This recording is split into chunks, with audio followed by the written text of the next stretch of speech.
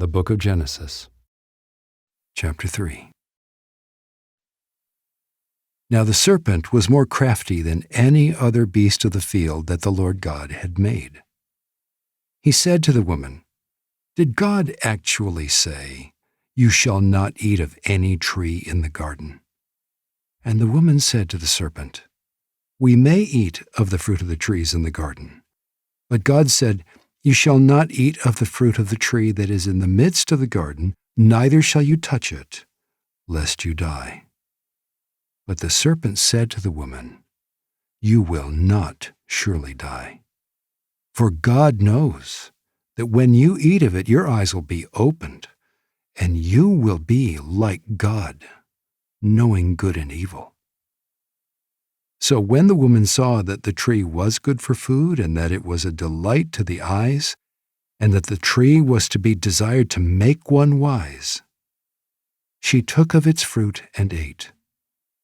And she also gave some to her husband who was with her, and he ate.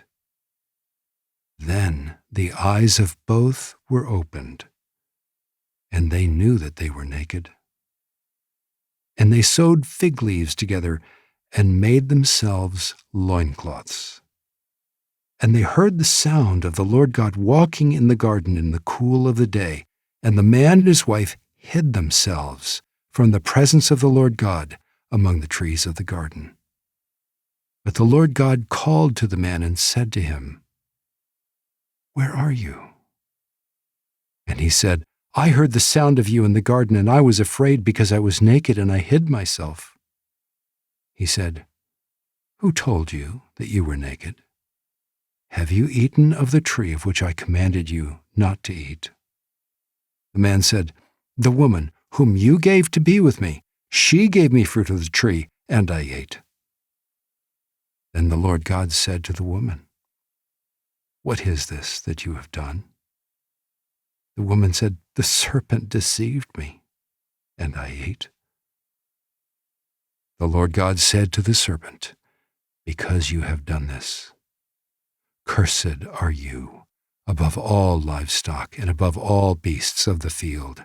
On your belly you shall go, and dust you shall eat all the days of your life. I will put enmity between you and the woman, and between your offspring and her offspring.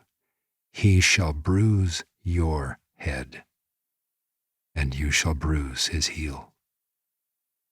To the woman he said, 'I will surely multiply your pain in childbearing. In pain you shall bring forth children. Your desire shall be contrary to your husband, but he shall rule over you.'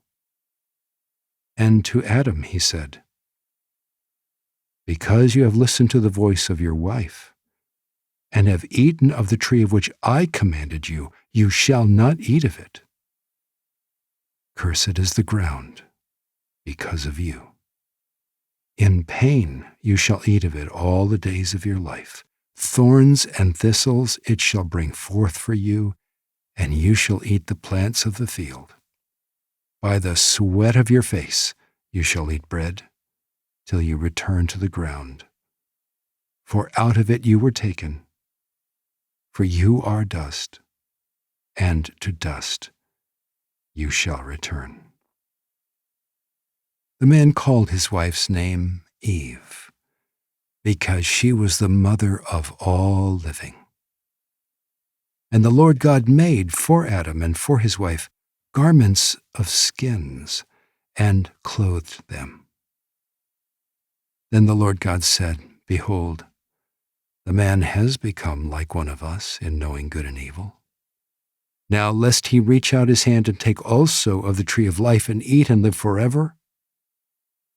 Therefore the Lord God sent him out from the Garden of Eden to work the ground from which he was taken. He drove out the man, and at the east of the Garden of Eden he placed the cherubim and a flaming sword that turned every way, to guard the way to the tree of life.